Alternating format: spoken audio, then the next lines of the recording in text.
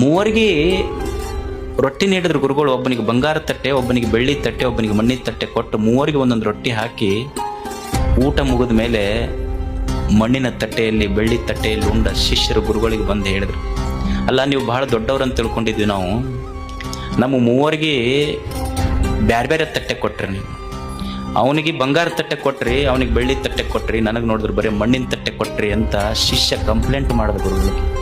ಅವಾಗ ಗುರು ಹೇಳ್ದ, ನೋಡು, ಅವನಿಗೆ ಬಂಗಾರದ ತಟ್ಟೆ ಕೊಟ್ಟಿರ್ಬೋದು, ಅವನಿಗೆ ಬೆಳ್ಳಿ ತಟ್ಟೆ ಕೊಟ್ಟಿರ್ಬೋದು, ನಿನಗೆ ಮಣ್ಣಿನ ತಟ್ಟೆ ಕೊಟ್ಟಿರ್ಬೋದು. ನಿನ್ನ ಲಕ್ಷ್ಯ ತಟ್ಟೆಯ ಕಡೆ ಹೋದೆ ಹೊರತು ತಟ್ಟೆಯಲ್ಲಿ ಹಾಕಿದ ರೊಟ್ಟಿ ಒಂದೇ ಅನ್ನುವ ಕಲ್ಪನೆ ನಿನಗೆ ಬರಲಿಲ್ಲ.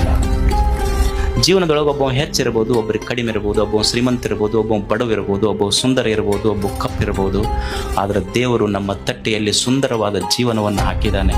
ಈ ಜೀವನವನ್ನು ಏನು ಆಯುಷ್ಯ ಕೊಟ್ಟಾನ ಅವನಿಗೆ ಸಂತೋಷ ಆಗುವಂಗೆ ಬದುಕಿ ಹೋಗುವುದೇ ನಿಜವಾದ ಜಾತ್ರೆ. ಇದು ಜೀವನದ ಉದ್ದೇಶ ಅಷ್ಟೇ.